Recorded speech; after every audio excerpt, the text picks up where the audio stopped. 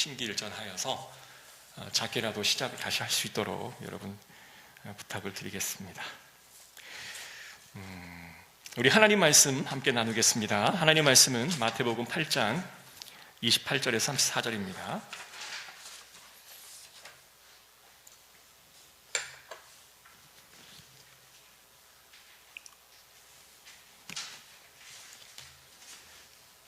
하나님 말씀은 마태복음 8장 28절에서 34절입니다. 함께 합독합니다. 또 예수께서 건너편 가다라 지방에 가심에 귀신 들린 자 둘이 무덤에서 나와 예수를 만나니 그들은 몹시 사나워 아무도 그 길로 지나갈 수 없을 지경이더라. 이에 그들이 소리질러 이르되 하나님의 아들이여 우리가 당신과 무슨 상관이 있나이까? 때가 이르니 전에 우리를 괴롭게 하려고 여기에 오셨나이까 하더니 마침 멀리서 많은 돼지떼가 먹고 있는지라.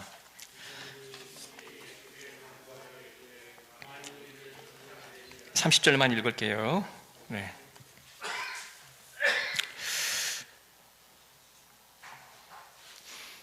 제가 마스크를 쓰고 말씀을 전하겠습니다. 이 본문의 말씀 이전에 23절부터 28절에 풍랑을 만나 고생하고 있는 제자들의 모습과 이 가다라 지방에 예수님께서 가셔서 벌어지는 사건들을 우리는 하나의 맥락으로 살펴봐야 해석이 가능할 겁니다. 이 맥락상 이 두 사건은 하나로 연결되어져 있습니다.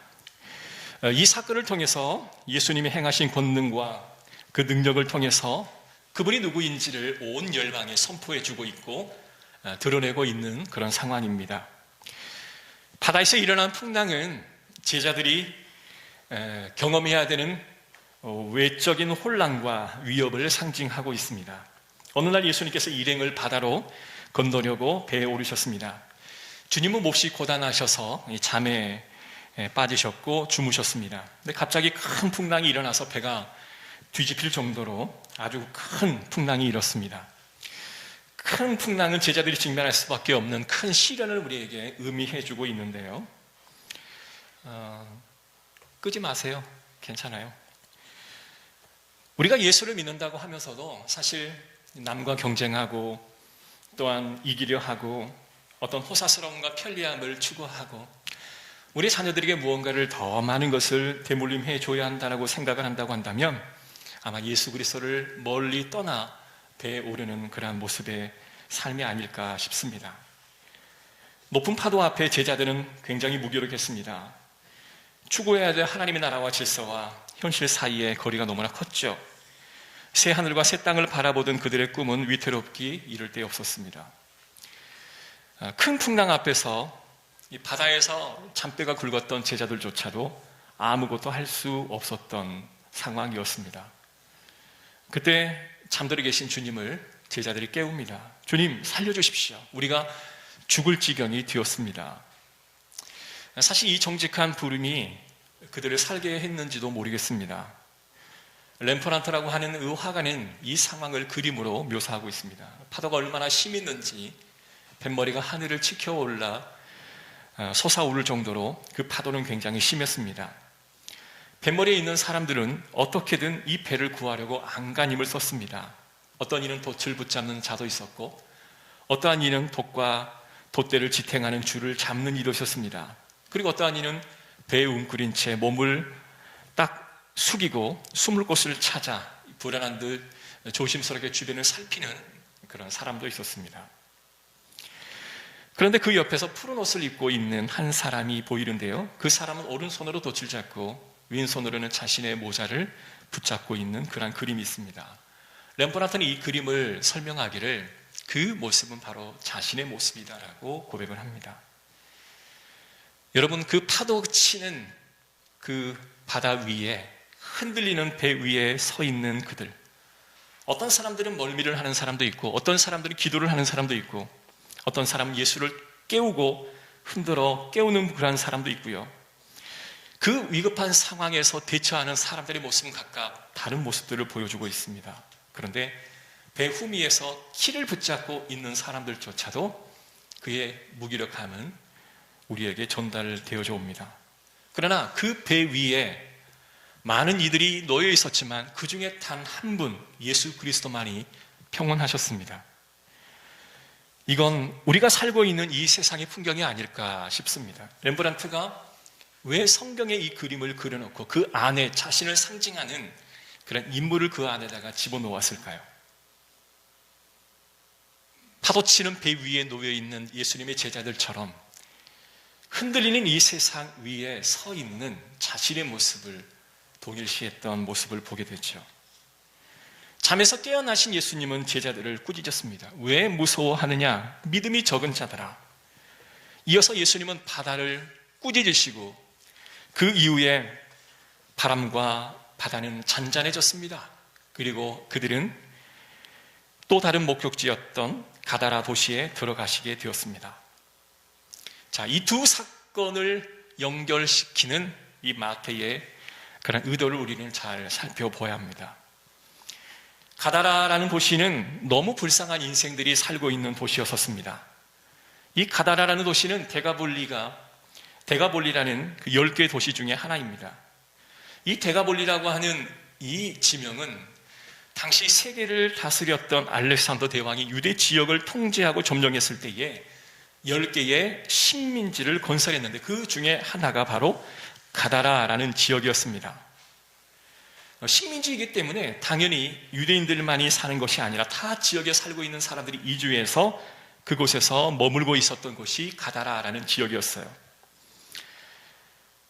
타 지역의 사람들이 이주해 왔기 때문에 당시 헬라 문화를 전파했던 알렉산더의 영향을 상당수 받게 되었습니다. 그 대가로 그들은 가치권과 통상권과 면세권을 부여받고 어느 정도 안전한 삶을 살아가고 있었을 것입니다. 그러다 보니 유대인들조차는 그 데가볼리의 근처에 가지도 않았고 이 다가라라고 하는 이 도시에 절대로 가서도 안 되고 가는 사람도 없었고 그리고 생각조차 하지 않는 그런 곳이었습니다. 율법적으로 보면 아주 부정한 도시다라고 말할 수 있습니다. 그래도 오늘 본문은 무덤가에 사람들이 나옵니다. 무덤하면 율법에서는 시체를 만진 것은 부정한 것이라고 말하고 있기 때문에 무덤조차도 부정한 곳이다라고 지칭할 수 있을 것입니다. 정상적인 유대인이라면 데가볼리 다가라 지역의 근처도 가지 않을 것이고 무덤 근처는 더더욱 가지 않을 것인데 예수님께서는 그곳에 뚜벅뚜벅 걸어서 들어가고 있는 모습을 봅니다. 어찌 보면 성경이 기록하는 이 가다라라고 하는 도시는 영적으로 암흑지대였고 하나님의 통치가 더 이상 머물지 않는 것처럼 여겨지는 그런 사단이 통치하는 곳이다라고 하는 그런 생각이 아주 짙게 다가옵니다. 하나님의 빛과 하나님의 복음이 닿지 않아도 아무런 문제가 되지 않는 그런 도시처럼 보여졌습니다. 그러니 귀신들은 자신의 땅이라 여겼고 그리고 전혀 예상하지 않는 예수님께서 그곳에 나타나신 사실을 보고 그들은 소스라치게 놀라게 되는 것입니다.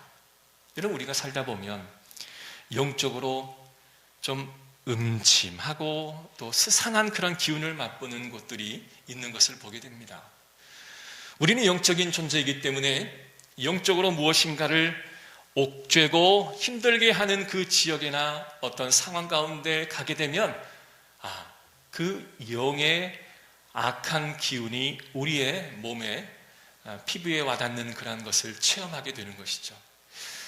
제가 전에 이제 광주에서 사역을 할 때 그때 교회가 아주 큰 교회는 아니었습니다. 우리 교회 정도 사이즈가 되는 교회였는데요. 지금이야 뭐 수련회를 하면 돈을 이제 장소를 선정하고 돈을 지불하면 그곳에 가서 그냥 수련회를 하면 되었었습니다. 근데 그때는 제가 중고등부 파트를 맡고 있었는데 비용이 그렇게 많이 지불할 수 있을 만큼 넉넉한 교회는 아니었습니다. 그래서 발품을 팔아 가장 저렴하고 효과적인 곳을 알아보기 위해 각 지역과 마을들을 이렇게 살펴보는 그런 일들을 우리 교사들과 함께 갔었죠. 근데 어느 지역에 딱 들어가니까요, 그 영적인 기운이 너무 크게 다가오는 거예요. 그래서 도저히 그곳에 머물 수 없을 정도의 그런 좋지 않은 느낌을 받은 거였습니다. 일생의 처음이었던 것 같아요. 보통 우리가 신방을 가다 보면 그런 느낌을 받곤 하긴 하는데, 그런 지역에 들어가니 뭔가 느낌이 너무 안 좋고 뭔가 눌리는 듯한 그 느낌으로 빨리 이곳을 빠져나가야 되겠다라고 하는 그런 생각을 갖게 되었던 순간이 있었습니다. 마찬가지로 여러분도 살다 보면 그런 느낌을 받을 때가 꽤 있을 것입니다. 이것도 바로 귀신들이 자신의 공간으로 여길 만큼 그곳을 그렇게 여기고 그렇게 활동하던 곳이었습니다. 그런데 갑자기 예수님이 그 자리에 나타났으니 얼마나 소스라치게 놀랐겠습니까? 그리고 이 귀신들은 예수님께 세 가지 항변을 합니다. 그래서 오늘 본문의 8장 29절에 보면, 이에 그들이 소리질러 이르되 우리가 당신과 무슨 상관이 있나이까? 라고 이야기합니다. 이 항변은 귀신들의 항변이긴 하지만 우리의 삶에서도 흔히 고백되어지는 그러한 말이기도 합니다. 이 항변들이 우리 입술 속에 고백되어지는 경우들을 우리는 심심치 않게 발견되어지는데, 하나님 아들이시여 우리가 당신과 무슨 상관이 있나이까? 지금 귀신들은 예수님의 정체가 하나님의 아들이심을 정확히 알고 있었습니다. 그런데 지금 예수님께서 이곳에 오셔서 대체 우리와 무슨 상관이 있길래 이곳에 오셔서 우리를 상관하려 합니까? 그러나 예수님께서 통치하지 않을 공간은 이 지구상에 존재하지 않습니다. 예수님은 하나님과 성령님과 동일하게 함께 이 모든 천지 만물을 창조하시는 데 동참하셨기에 예수님이 가지 못할 곳이 없고 영향을 끼치지 못할 곳은 이 지구상에 없는 거죠. 그러나 사단이 그 지역을 자신의 문화와 자신의 모든 가치로 다 뒤엎어버렸기에 그것은 자신의 통치권이 임하는 곳이라고 착각을 했던 것이죠. 요한일서 3장 8절에 보면, 죄를 짓는 마귀에게 속하나니 마귀는 처음부터 범죄함이라. 하나님의 아들이 나타나신 것은 마귀의 일을 멸하러 오셨다라고 기록하고 있습니다. 예수님이 그곳에 가신 이유는 마귀의 일을 멸하러 간 것이기 때문에 예수님이 그곳에 가실 당위성은 반드시 존재하는 것입니다. 이 귀신들의 질문의 요지는, 이 가다라라고 하는 이 땅은 하나님이 율법적으로 부정한 땅이란 말씀하신 땅이 아닙니까? 죽음의 땅인데 예수 그리스도께서는 유대 지역에서만 일하면 됐지 왜 우리가 영향력을 행사하는 이 땅에 와서 하나님의 뜻을 실현하려 합니까? 라고 하는 그런 질문이었습니다. 여러분, 이 질문을 단순히 마귀가 했던 질문이라고만 생각하기에는 우리가 늘상 이와 같은 고백을 하는 것을 우리는 인정해야 됩니다. 우리의 삶은 하나님이 인정하는 영역과 또한 하나님이 없는 영역, 하나님이 계시는 것과 하나님이 계시지 않는 영역으로 우리의 삶을 이렇게 구분해놓고 살아가는 경우가 꽤 많습니다. 우리가 굳이 의식적으로 당신은 하나님의 영역과 자신의 영역을 구분하십니까? 라고 질문하면, 아니요, 저는 모든 것이 하나님의 영역이 머무는 곳이라고 저는 믿습니다 라고 생각은 하지만, 실상 우리의 일상의 자세한 면을 침투해서 바라보다 보면 주일과 교회라고 하는 그 개념으로 하나의 영역을 만들어 놓고 그 외에는 나의 방식대로 나의 뜻대로 하고 있지 않는가 라고 하는 이 질문에 아무런 답을 할 수 없는, 이상하게 인정하고 싶지는 않지만 그렇게 살고 있기 때문에 어쩔 수 없이 마음이 아픈, 그러나 그것을 깊게 고민하면 머리가 아프기 때문에 고민하지 않고 흘려보내는 그런 모습이 바로 우리의 모습이 아니겠습니까? 이러한 것은 하나님을 주일과 교회라고 하는 그 공간에 가둬놓고 살아가는 삶이다라고 말할 수 있을 것 같습니다. 어느 대기업에 취직했던 어느 한 청년의 고백과 신앙의 간증입니다. 이 사람이 이제 회사원이 된 이후에 그는 우상을 일로 삼았습니다. 그는 언제든지 일을 생각하며 살았습니다. 어느 날 하나님보다 일이 우선시 되었다. 예배 시간 하나님보다 내게 닥친 업무를 생각했다. 시도 때도 없이 일 생각만 했다.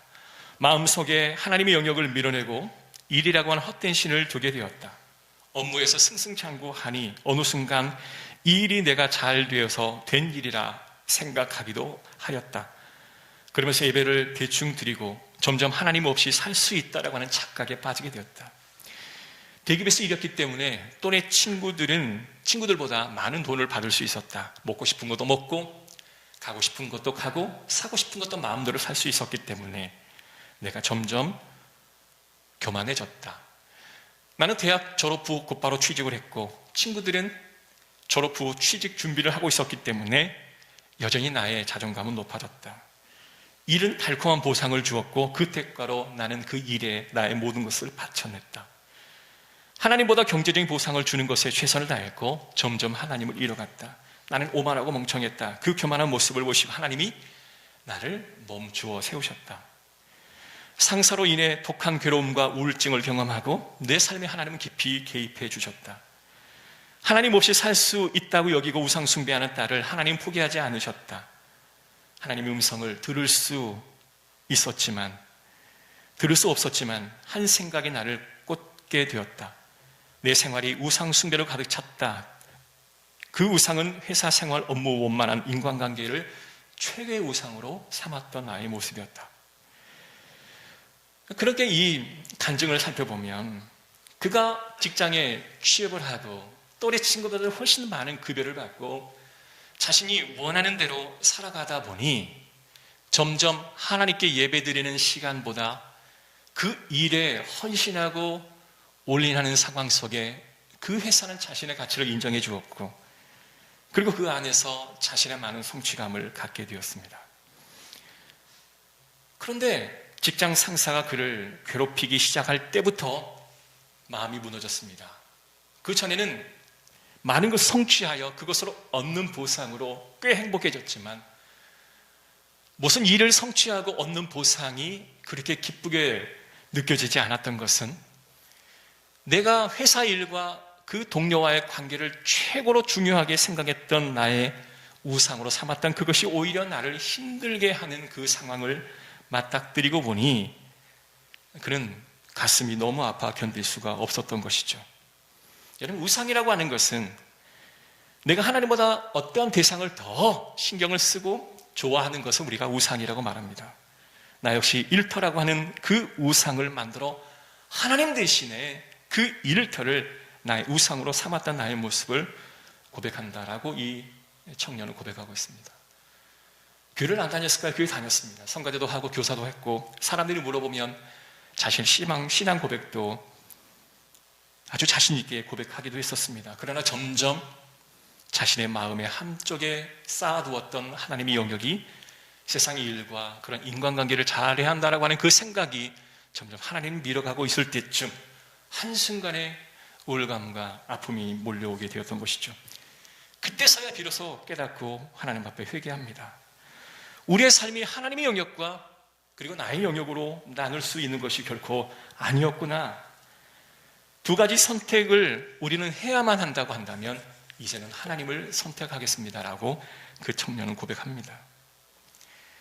사랑하는 성도 여러분, 우리는 우상을 잡든 아니면 하나님을 잡든 우리는 둘 중에 하나를 선택해야만 하는 것입니다. 그 하나를 선택하고 그것에 올인하라고 하는 것이 아니라 어떠한 것에 우선순위를 두느냐에 따라 그 다음의 것들이 결정되어 줄 수 있다라고 하는 것이죠. 그러나 세상과 사람과의 관계를 가장 우선순위로 두지 않기를 주인으로 권면합니다. 오직 하나님을 우선순위로 놓았을 때에 하나님은 이를 다스릴 수 있는 권한과 관계를 회복할 수 있는 능력도 하나님이 허락해 주실 줄로 믿습니다. 우리가 여기에 내 뜻과 하나님의 계획과 내 판단대로 살아가는 것, 이 두 가지를 우리는 잘 구분해야 할 것입니다. 이 세상을 창조하신 하나님이 보지 못한 자리가 없고 가지 못한 자리가 없습니다. 하나님이 다 보고 계시는데 지금 귀신들처럼 하나님은 지금 여기에 관여하지 마십시오. 여기는 내가 알아서 하겠습니다 라고 하는 그런 불쌍한 마귀가 되지 않았으면 좋겠습니다. 자신이 귀신에 걸렸음에도 불구하고 여전히 내 뜻대로 할 것이 하나님이 일을 하십시오 라고 하는 것이 아니라 우리의 삶의 영역이 온전히 하나님의 영역으로 점점 확대되어지는 놀라운 체험이 있을 때에 우리는 일터와 교회를 구분하지 않고 내 신앙과 나 자신을 구분하지 않고 하나로 통합하는 과정을 갖게 되어질 것입니다. 그래서 아픔의 현장 가운데 있는 사람 가운데서 찾아가 하나님 말씀이 무엇라고 말씀하시고 내 삶은 그것을 통해서 무엇을 깨닫는지를 통합하는 그런 과정들이 우리의 삶에서 자연적으로 일어나게 되어지는 것이죠. 우리는 현장 따로, 내 마음 따로, 하나님의 일 따로 이렇게 구분하려고 하는 마음이 우리의 마음속에 있기 때문에 그것이 통합되어지는 기쁨과 만족을 느낄 수가 없는 것이죠. 수고하고 무거운 짐진 자라 다 내게로 오라. 내가 너희를 쉬게 하리라. 하나님 머무는 곳은요, 우리를 쉬게 하는 것이고 짐진 자들을 편하게 만들어주시는 공간이 바로 하나님이 머무시는 공간인 줄로 믿습니다. 우리를 내어드리면 드릴수록 하나님은 그곳에서 하나님의 일을 시작하여 주실 것입니다. 우리가 자꾸 장벽을 치고 자꾸 하나님의 은혜가 다가오는 것을 차단하기에 하나님의 은혜가 내 안에 주어지지 않는 것이지, 그 장벽을 거두어내고 하나님이 언제든 우리의 삶 가운데 개입할 수 있도록 여러분 내어놓으시기를 주의 이름으로 축복합니다. 민수기 6장에 보면 여호와는 내게 복을 주시고 너를 지키시기를 원하며 여호와는 그의 얼굴을 내게 비추사 은혜 베푸시기를 원하며 여호와는 그 얼굴을 내게로 향하여 드사 평강 주시기를 원하느니라. 할렐루야.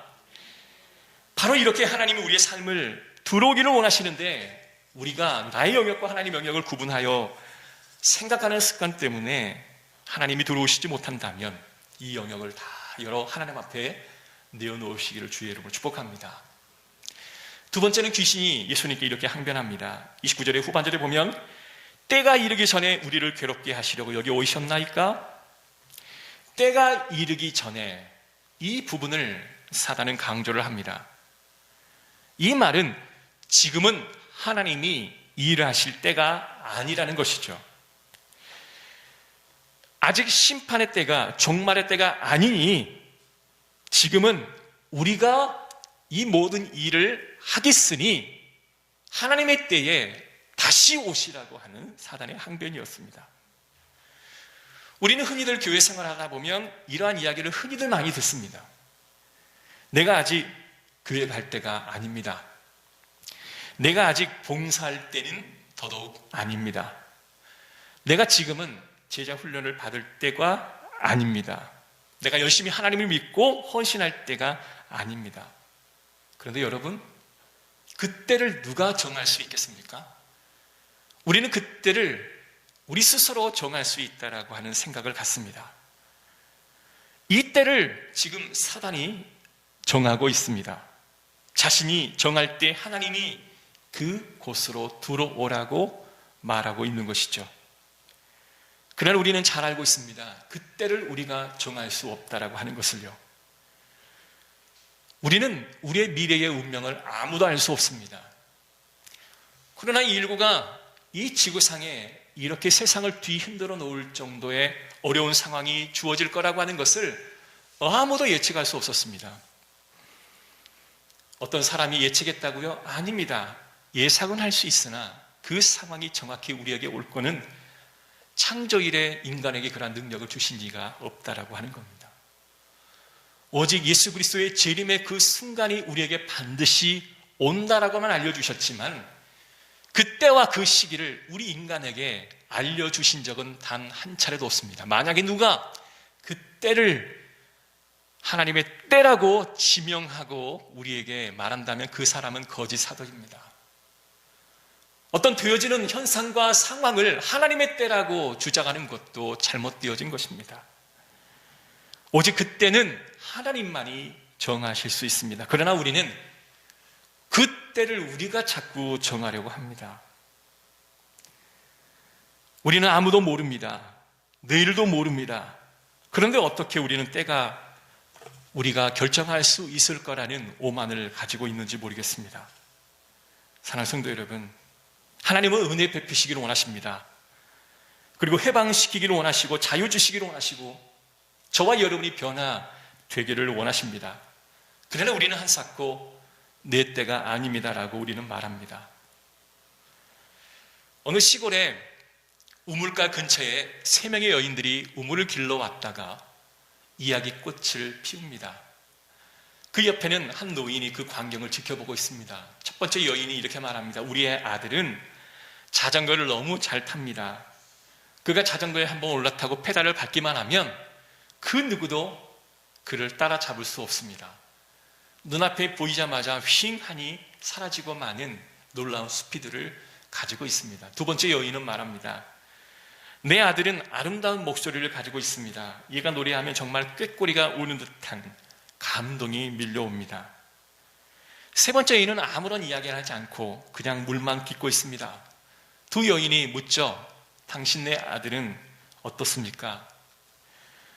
우리 아들은 아무것도 없고 특별하지 않고 그냥 평범한 소년일 뿐입니다. 이야기를 마치고 이 세 여인은 자신이 가져온 물동이에 물을 담아 머리에 이기도 하고 또한 들기도 하여 고갯길을 내려오고 있었습니다. 그때 마침 이 노인도 그 여인들과 함께 내려오고 있었습니다. 근데 저 멀리서 첫째 여인의 아들이라고 생각하는 한 청년이 자전거를 모고 그쪽으로 다가오는 거예요. 그리고 싱 하니 반대쪽으로 사라져 버리는 거였습니다. 와, 우리 아들 정말 빠르다. 정말 빠르지요? 예, 정말 빠르네요. 한참 내려가는데 나무 위에 앉아있는 한 남성이 노래를 부르고 있었습니다. 야, 우리 아들이 저 위에서 저렇게 아름다운 노래를 부르고 있네요. 아름답지요? 감동스럽죠? 예, 정말 노래를 잘하네요. 그리고 그 길을 지나치고 말았습니다. 그런데 저 밑에 세 번째 여인의 아들이 오는 것입니다. 그리고 그 아들은 곧장 달려와서 어머니가 들고 있는 그 물동이를 들고 집까지 함께 동행합니다. 이 과정을 보고 있는 3명의 여인들이 함께 동행하는 노인에게 이렇게 말했습니다. 어르신, 우리 아들들을 봤죠? 느낌이 어떠십니까? 라고 말하고, 우리 아들들이 정말 훌륭하죠? 아니요, 나는 3명의 아들을 본 적이 없고 딱 1명의 아들만 보았습니다. 물동이를 손에 들고 있는 그 어머니의 손에서 그것을 자신에게로 가져가 함께 물동이를 지고 가는 그 1명의 아들만 보았습니다. 2명의 아들이 우리 가운데 지나갔었나요? 여러분, 성공하고 출세하는 것도 굉장히 좋지만 부모님을 곁에서 모시지 못하는 그런 안타까운 교훈을 주는 말이기도 합니다. 여러분, 자녀들이 부모님이 항상 그 자리에 머물러 있다라고 생각하면 우리는 가지 못하고 또한 함께 하지 못할 것입니다. 여러분, 부모님은 항상 우리 곁에 있지 않는 거죠. 마찬가지로 우리가 신앙생활을 하는 것도 항상 때가 우리에게 주어지는 것은 결코 아닙니다. 영원토록 그 때가 유지될 것 같긴 하지만 그때는 나의 의지와는 상관없이 갑자기 사라지기도 하고 그때가 갑자기 상실되어져 버리기도 하는 것이죠. 언제인지도 모르고 그때가 어느 정도 지속될지도 모르면서 우리는 그때를 내가 결정한다라고 이야기합니다.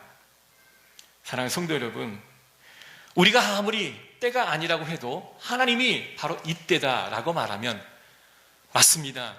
그것이 바로 하나님의 때입니다라고 말할 수 있는 저와 여러분이 되시기를 주의 이름으로 축복합니다. 내가 준비가 되지 않고 내가 부족하고 영성이 약하고 내가 할 수 없다라고 핑계를 댈 수 있지만 우리가 모자란 것을 하나님이 준비되지 않는 우리의 모습을 하나님 모르실까요?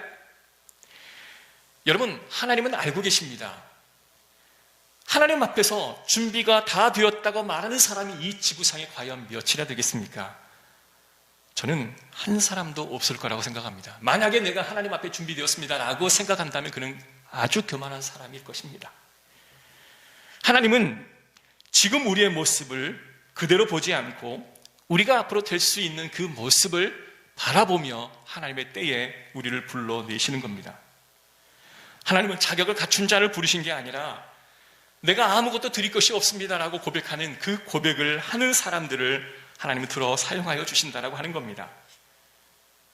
내가 준비가 되어 있지 않다라고 고백하는 그 순간 그런 준비가 되어 있는 상황일 것입니다. 이게 역설적인 말이죠. 중요한 것은 우리가 그때를 정하는 것이 아니라 하나님이 그때를 정해주시면 아멘하며 순종하며 나아가는 우리의 모습이 하나님 기뻐하시는 모습인 줄로 믿습니다. 사랑하는 성도 여러분, 우리가 나중에 언제 하나님의 나라에 갈지를 아무도 모르지만 후회하지 않기를 주의 이름으로 축복합니다. 하나님 말씀을 믿고 기도하며 하나님 앞에 그렇게 열심히 나아갔던 때가 있었습니다. 그 기억 하나가 우리를 하나님 앞에 서게 했을 때 후회 남지 않는 그 순간으로 우리를 세워주실 줄로 믿습니다. 하나님 앞에 갔는데 아무런 기억도 없고 지금은 그때가 아닌 것 같아 그때를 기다리고 있었습니다 라고 말한다면 얼마나 많은 후회가 남겠습니까? 내 때를 부디 여러분이 정하지 않기를 주의 이름으로 축복합니다. 세 번째는 귀신들의 항변입니다. 때가 이르기 전에 우리를 괴롭게 하려고 여기 오셨나입니까? 분명 여기서 우리를 괴롭게 하려 하십니까? 라고 귀신은 이야기하고 있습니다.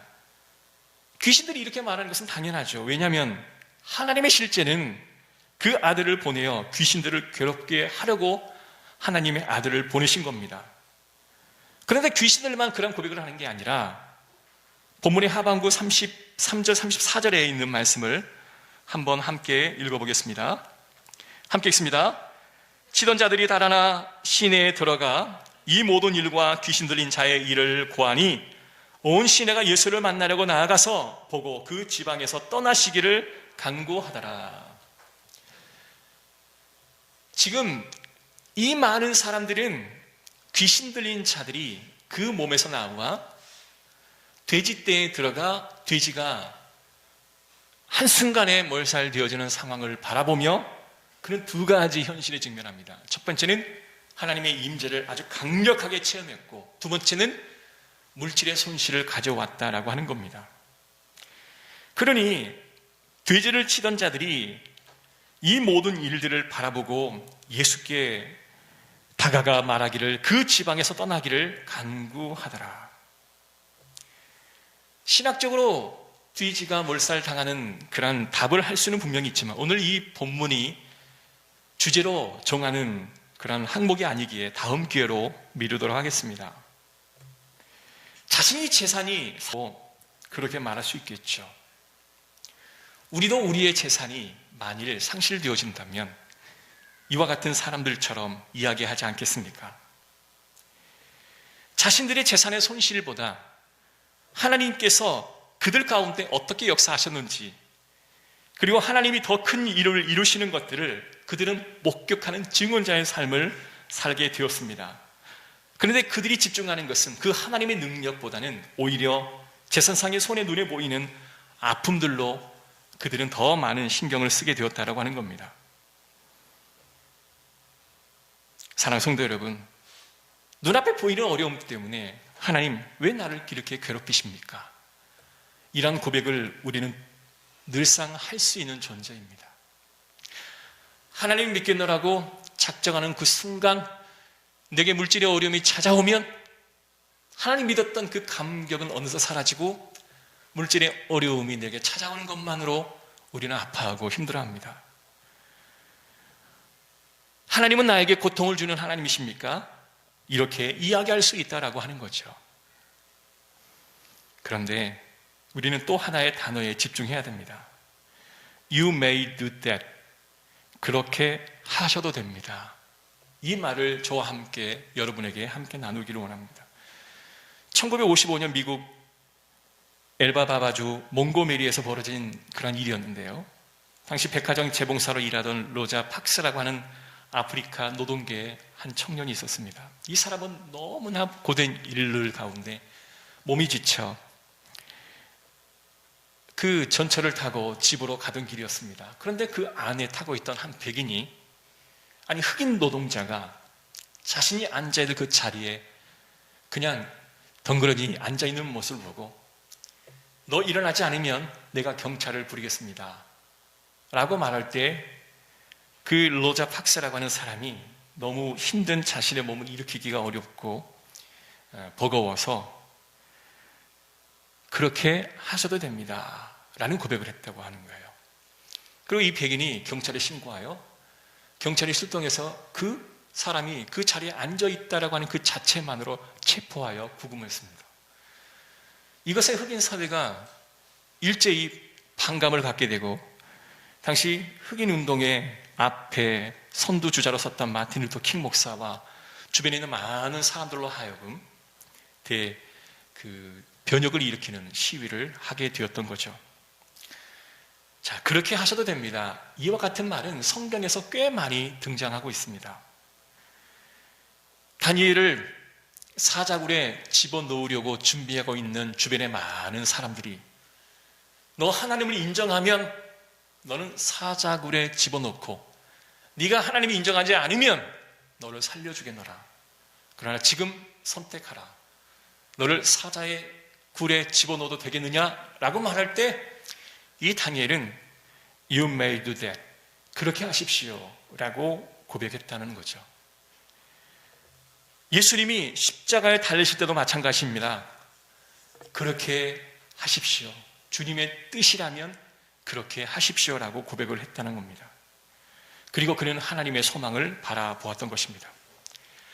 여러분, 때로는 우리가 삶이 어려워서 내 수중에 물질이 나갈 때도 있고 건강이 상실되어질 때도 있습니다. 그러나 그때 주님, 그렇게 하시지요.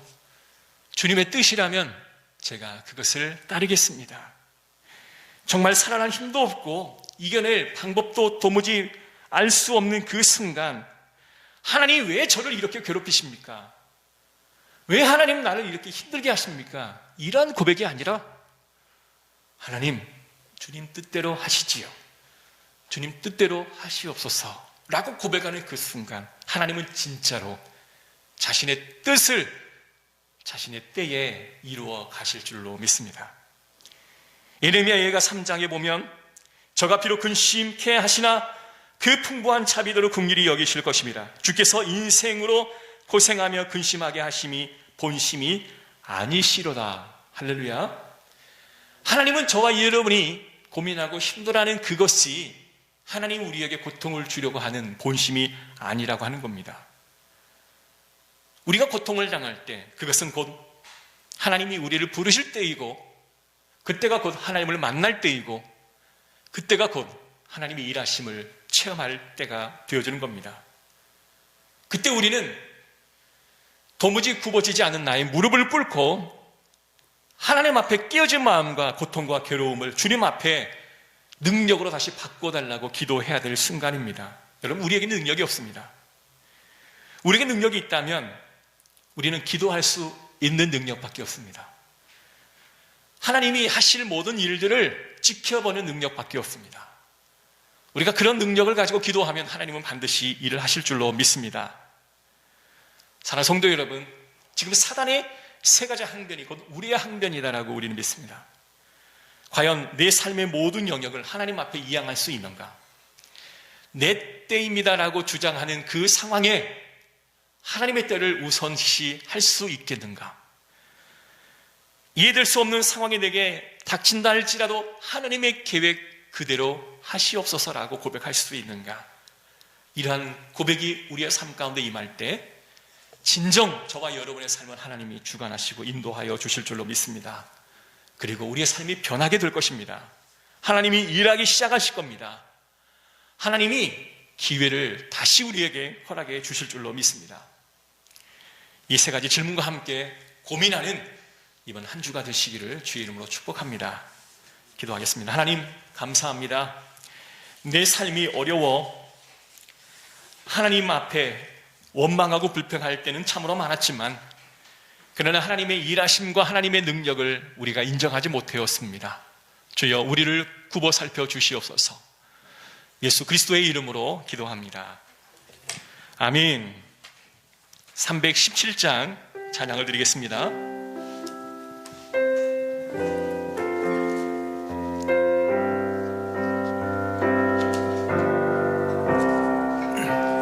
내 주 예수 주신 은혜 하나것만 내 주 앞에 이 적은 것 다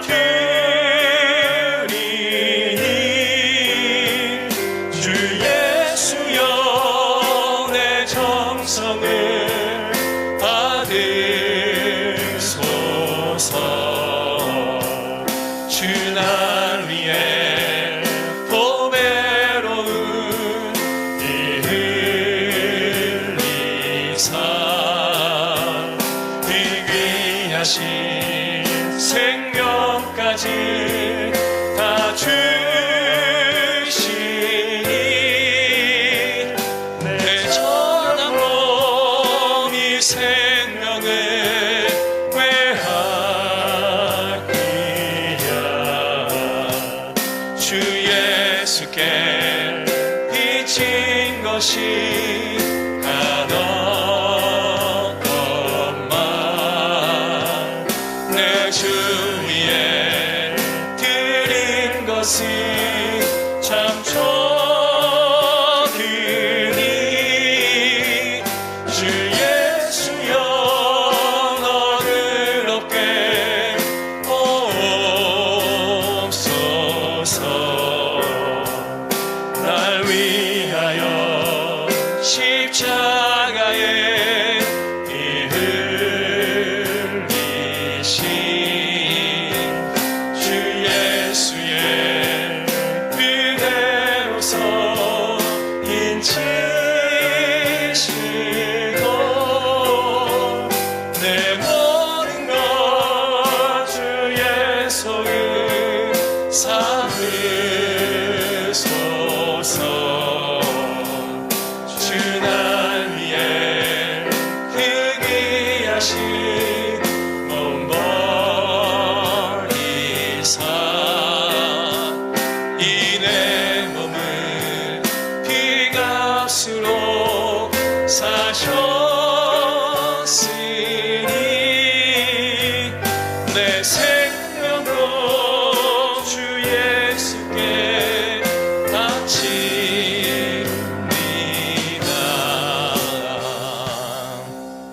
우리 함께 기도하겠습니다.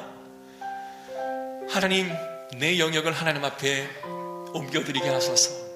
내 때라고 우리는 말하였지만 그 때를 내가 정할 수 없게 하소서. 오직 하나님의 뜻대로 하소서. 그렇게 하시옵소서. 고백하는 나의 삶이 되게 하옵소서. 우리 함께 통성으로 기도하겠습니다. 전능하신 하나님, 주의 은혜를 감사합니다. 주여, 내 영역이라 생각했던 그곳에 하나님의 땅이 되게 하소서. 하나님의 통치가 임하는 곳이 되게 하소서. 하나님의 자비로우심이 임하는 곳이 되게 하소서. 하나님의 역사가 임하는 공간이 되게 하옵소서. 하나님, 이때는 내 때가 아닙니다. 지금은 헌신할 때도, 지금은 무엇인가를 해야 될 때도 아닌 이후에 상황이 나아지면 하나님의 때에 그 일을 하겠습니다라고 우리는 고백해왔습니다. 하나님, 그러나 하나님은 늘상 우리에게 기회를 주고 계시는 분이 아니심을 알게 하소서. 하나님, 시간이 우리에게 늘 제공되어지는 것도 아닐 줄을 알게 하소서.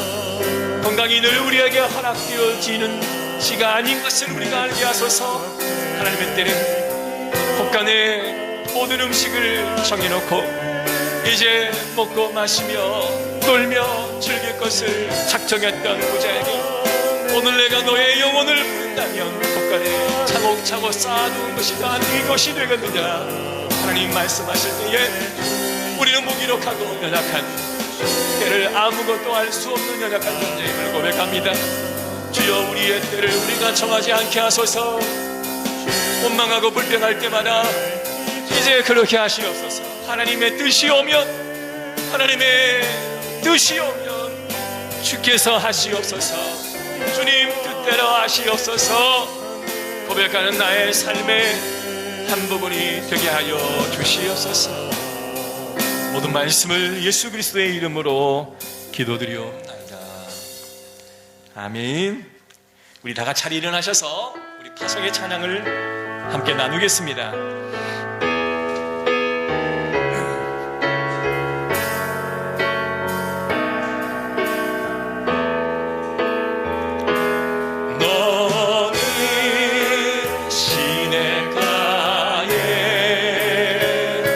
시민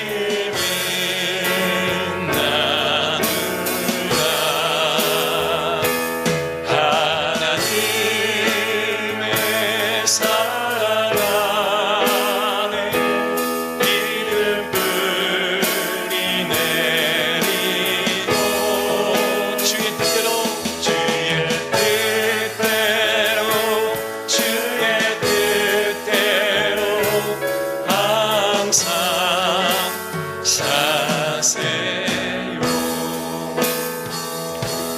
지금은 우리 주 예수 그리스도의 은혜와 하나님의 크신 사랑과 성령님의 감화교통 인도하심에 은혜가 나의 영역을 하나님께 이양하고 하나님의 때를 인정하며 주님 뜻대로 하시옵소서 고백하기 원하는 우리 모든 성도들과 가정에서 예배드리는 성도들 머리 위에 해외에 있는 우리 자녀들을 위해 지금으로부터 영원토록 함께 있을지어다.